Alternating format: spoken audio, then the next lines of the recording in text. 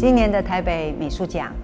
大家可能都已经知道要移到台北当代艺术馆来做。那当然，主要的原因是因为北美馆现在正在做一些内部的整修。不过呢，我觉得这其实是一个很有趣的契机。是一来，我们都知道当代艺术馆有非常多的年轻人喜欢去那里参观。我觉得在这样一个地域上的移动，或者挑战了一种观众的习性的移动，我觉得这是可以，或许会让我们有机会得到更多的潜在的观众群。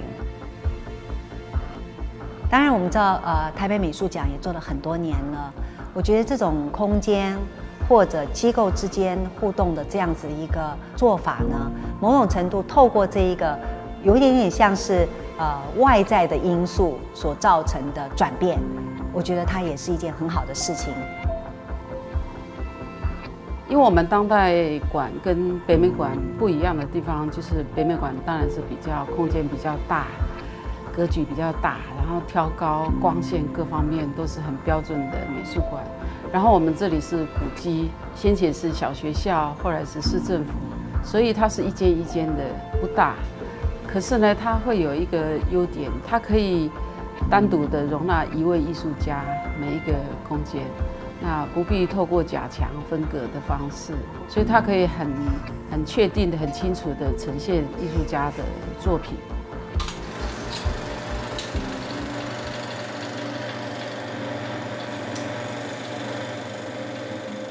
在这一次作品里头，其实我一开始的时候我选了很多不同的素材，在这个展场当中，一个部分是真实的旅行，就是我真的去了某一些地方。另外一部分就是好像是在网络，在自己家里头就是宅在家里头的一个想象这样子，所以它介于一个真实跟一个想象的当中。这一次展览里头有非常多不同的材料，那其实每一种材料呢，它都代表了一个我对时间的想法。呈现的主题的话，其实是跟日常生活有关。我常常从很生活里头去找到这些灵感嘛。一方面是因为我自己的学习背景，其实我在法国待了很多年，然后另外一方面是我马上要回台湾。我觉得这种在异乡漂泊的感觉，其实常常会在我的作品里头出现。这种感觉其实因为虚拟的网络关系，所以你的距离其实变得比较短。我把一个在我们日常生活中一种虚拟时代的一个观看，跟一个我们真实的真正到一个地方的观看，就是我想把它同时组合在一个房间里面。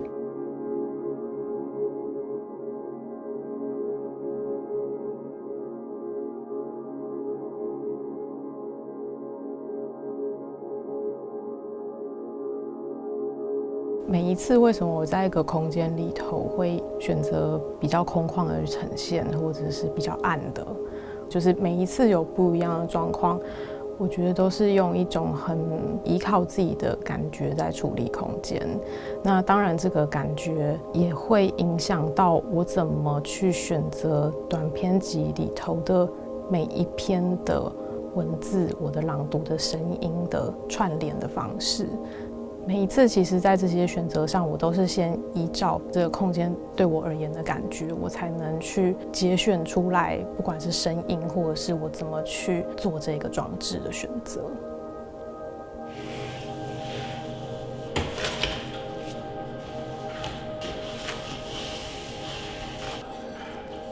为什么这一次会想要做一个公共空间的描述？因为美术馆这个空间，比起我过去的展览空间，它的观众群更广泛，然后它相对的特别的大众化，它更可以去讨论公共空间这件事情。所以在现场装置上面，我会选择这样子的狮子台，然后非常外面公共场所会见到的东西，其实我是用一种比较量快的方式放置进入这个展览空间，然后我觉得这样子反而是更去强调我们身处在公共空间里的一种状态。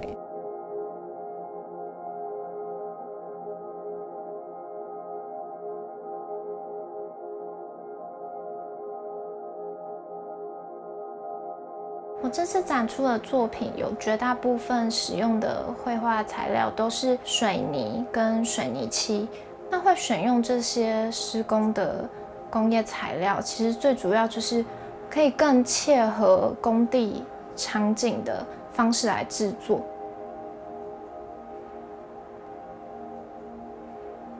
在命名上面也会希望它也可以让大家就是看到的时候会会心一笑，主要是希望想要透过比较无厘头诙谐的方式去触及讨论就是水墨在当今观看的问题。所以我想说，如果我透过这样的方式，它是不是可以达成一种看似断裂，可是其实却很黏腻的状态？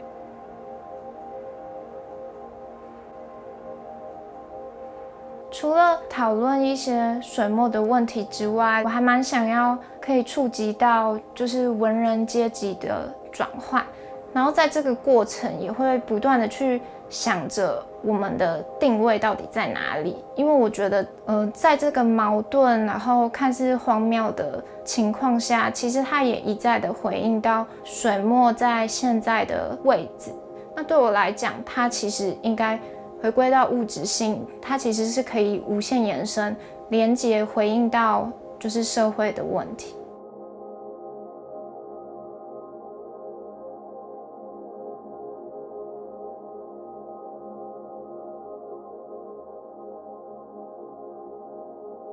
这几件作品其实就是要来做一个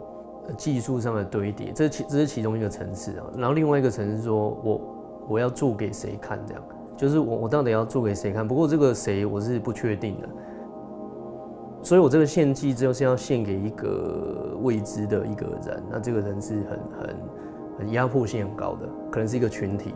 那但是如果你把这个东西一直在弄，你在实践一些跟社会上有关的事情，对，然后他可能就会觉得说，没问题的。总而言之，就是要凸显一种很复杂的结构性，就是例如说就互相有一些传递资料啊，就像因为我那个影像其实可以，你们手机 app 其实可以下载来看。我其实就是要制造一种，就是我自己 work 的状态，就是我把自己那个消耗在这上面，然后把它献给一个大众的一个观点，或者是怎么样的观点，我献出一颗头给你，一个 video 给你。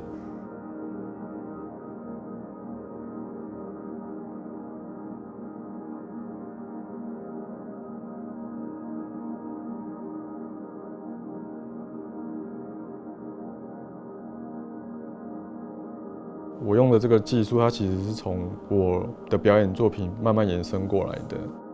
那一开始其实我是用程式去写，那程式其实我那时候在看的时候就觉得它动作不能再有机，不能再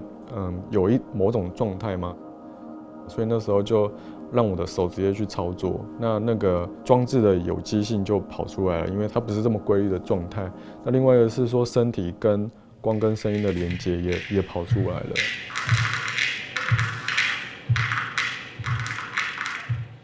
所以这跟天花板那件作品它就光电兽有关系，就是说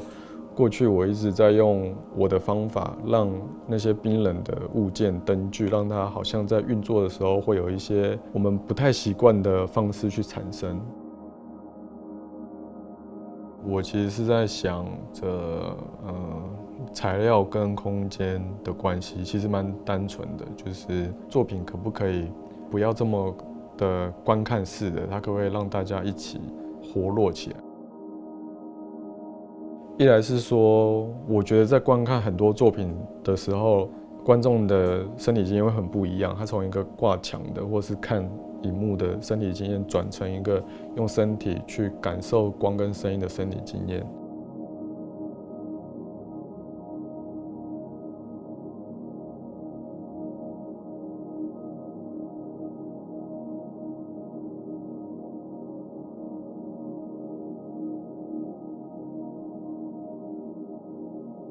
其实是一个多频道录像装置，那它主要是我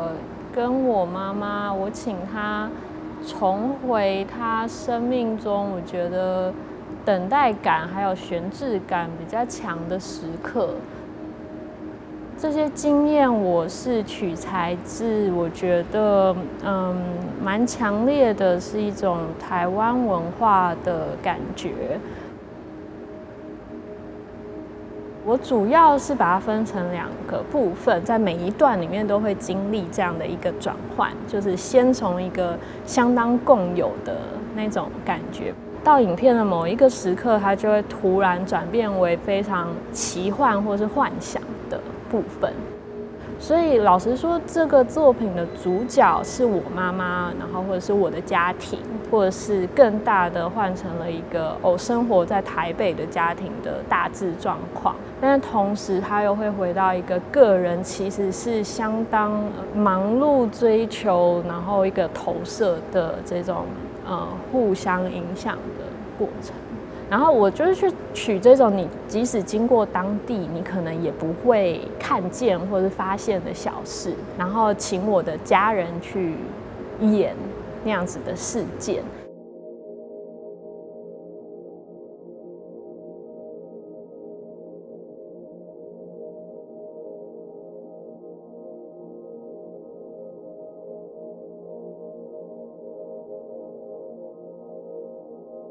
这系列的作品基本上里面的每一件东西都是跟我去澳洲的这段时间经验是相关的，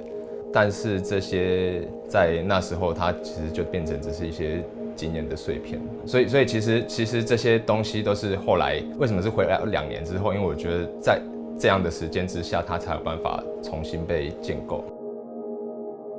因为在最初的经验它没有经过时间的沉淀的话，其实它没有办法变成一个能够被作为创作的材料。公路感这件事情，它并不是说我要特意去营造这些事情还是怎样，而是那个件事情就很明显，它就是一个背景，它是一个没办法摆脱的背景。因为我在澳洲买的那辆2手车，1年半下来，我大概开了4万公里，所以其实那个经验是没办法被摆脱的，它就是会一直出现。我觉得跟如果说以往的创作比较起来，它有什么关联的话，我觉得还是一个诠释性的问题。我们现在人跟一个不管是动物、植物，或是所有不是人的东西，甚至是物，这件事情的一个问题意识跟一个现在的一个处境。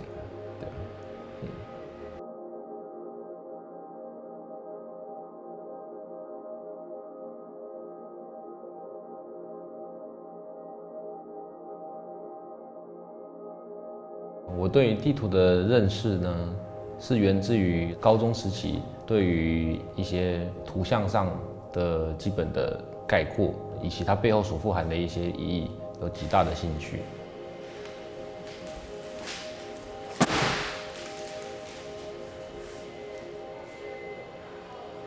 那我试着尝试从这个方式呢，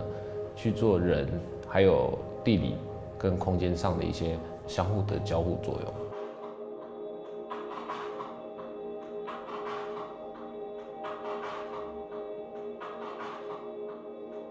对地图的，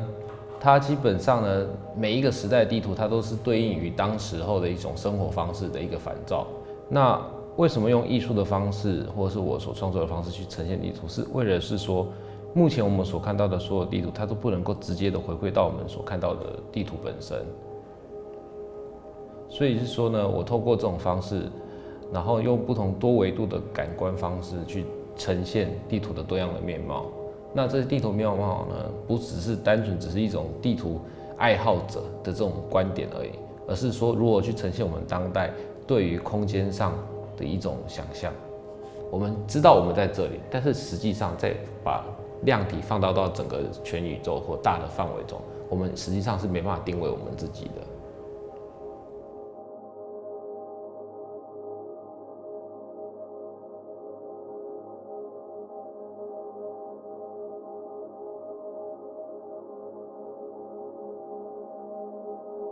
生活里头，我一直觉得人是一直在跑来跑去的一个状态，因为这个速度感，所以产生一个虚无感受。其实我是透过把这种移动速度的经验，把它透过物件的方式去把它呈现在展场里面。就你到我的展场里面，你会觉得好像是一个生活剧场，然后是无人剧场的感觉，然后里头观众来好像是可以在里面有一个视觉上，或是人在里面像是进到了一个剧场，可以在里面短暂的一个小的绕行，一个小的旅行这样子，然后去透过这一些物件去想象这样的生活是怎么样形成的，或是说这一个世界怎么会产出这样子的一个物件这样子。当然观众来，观众是演员啊，其他的观众可以看到其他的观众在里面表演这样啊，我是把那些剧场的道具准备好。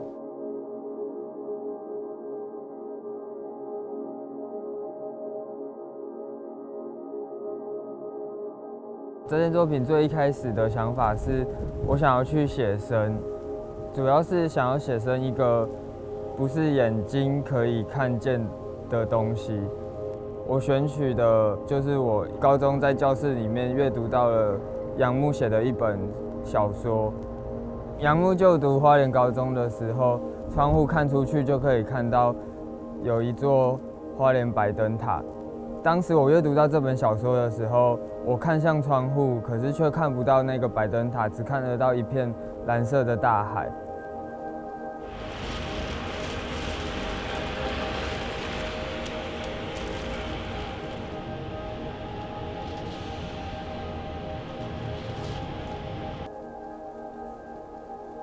虽然我是活在现在，可是那个现在并不是真的现在，然后我也不是真的活在过去。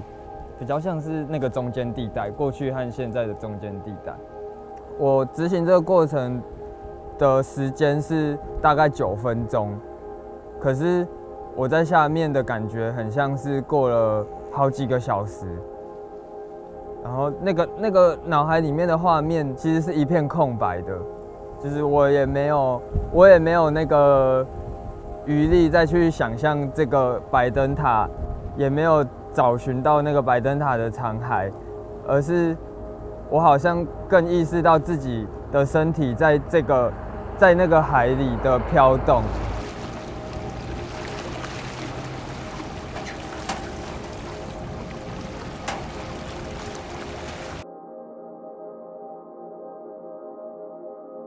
其实我想表达的是一个形象之后的那个意识状态。所以我的每一个动作，我都是企图在做法上，或者是在形象上，它是有一个趋向我想表达的状态。我觉得我一直在避免说它落入一个真正道教或者是佛教这样的一个系统里面，所以我在很多部分我会试着将它隐藏起来。这就是为什么我的作品里面龙没有头，老虎也没有头，因为我觉得那个形象太明显。对于在谈论这件作品来说，它可能会失焦，所以在谈论这件作品的时候，有些人根本就不觉得你这个是庙，他甚至认为说这个跟庙宇一点关系也没有。但是我觉得那个是好的。所以在我这件作品里面，重要的不是我将庙宇如何的转化，而是我认为庙宇它其实是一个界面，它是人们进入到这个界面里面，而通向各个你想要去的地方。那我用这样的原理把它反推回来，假设我们各个想通向地方，回归到一个界面里面，这个界面究竟应该是一个什么样子？而这个样子应该就是这个时代的一个样态。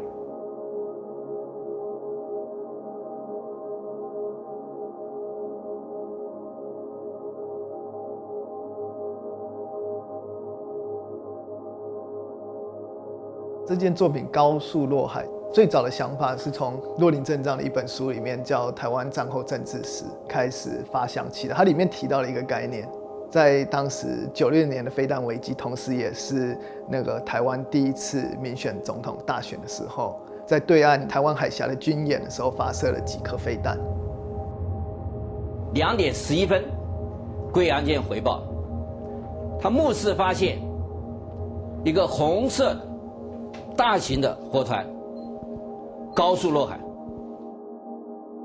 但那几颗飞弹事实上并没有直接穿过台湾的岛屿，所以在那个时候，所有人看到的那个飞弹的画面，事实上都是从新闻媒体上面看到的。我从这一个东西开始做发想，想说哦，那假设这个飞弹是可以被看见的，到底会是什么样子？以这个东西作为发想，成为这整个计划的开端。高速落海这一件作品，主要就是从这一个飞弹的视角开始来想象。整个展览里面有包含一个录像装置，跟另外一件在桌面上像是文件的装置作品。那个我是叫它是故事线，实际上就是我在想如何把原本在影像创作上面使用不同材料跟素材剪接在时间轴上面的时候，那个时间轴如果把它实体的呈现在一个长桌上面的时候的呈现方式。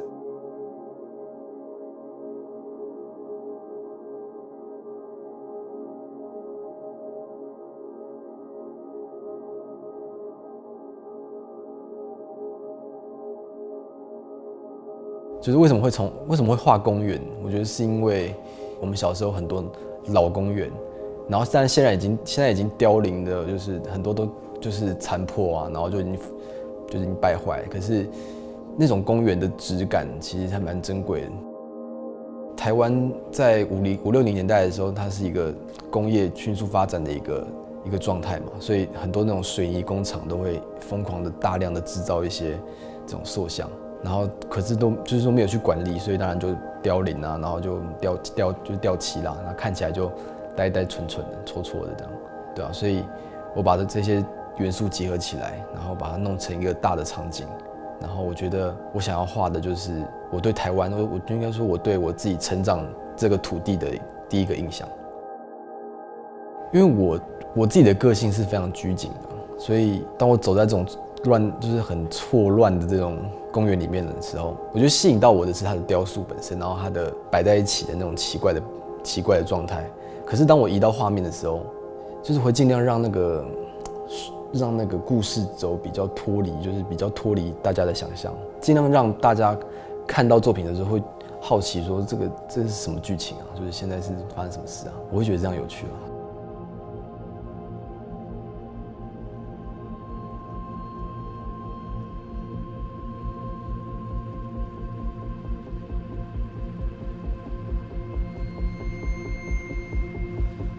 当代的艺术家其实很喜欢挑战空间，很多的议题不像是在传统，它是一个静态的展出，所以在当代艺术馆呢，它有不同的空间格局，它一间一间的这个展间，某种程度它是一种挑战。我觉得这个过程里面，展示学的研究，